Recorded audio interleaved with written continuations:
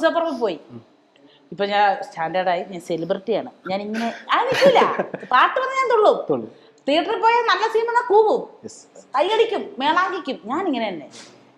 എനിക്ക് മാറ്റം ഇഷ്ടമല്ല. നമ്മളെന്താ മാറുന്നത്? നമ്മൾ നമ്മളായിട്ട് തന്നെ ഇരിക്കണം. നമുക്ക് ഹാപ്പി വന്നാൽ ചിരിക്കുക, കളിക്കുക, ഫീലിംഗ് വന്നാൽ കരയുക.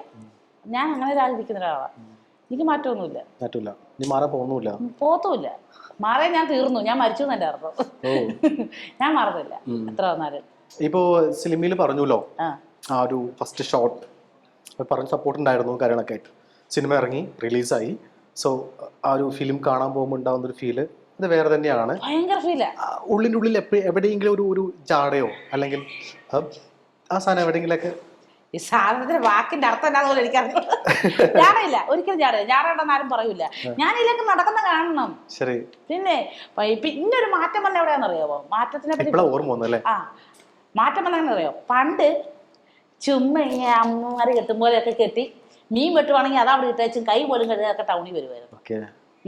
പിന്നെ എന്തെങ്കിലും ഒരു പാൻറ് ആയിരിക്കും, വേറെ ഷോളായിരിക്കും, വേറെ ടോപ്പായിരിക്കും, അങ്ങനെ റബ്ബർ ചെരുപ്പൊക്കെ ഇട്ടുകൊണ്ടൊക്കെ വരുമായിരുന്നു. ഇപ്പൊ അങ്ങനെ വരില്ല. ഇപ്പൊ സ്റ്റാൻഡേർഡായിട്ടൊന്ന് ഒരുങ്ങി, ഡീസെന്റ് ആയിട്ട് ഒരുങ്ങി നല്ല ഡ്രസ്സൊക്കെ ഇട്ട് ഒരു ഇച്ചിരി മെനയായിട്ട് നടക്കൂടാ. അതേ ഉള്ളൂ വ്യത്യാസം.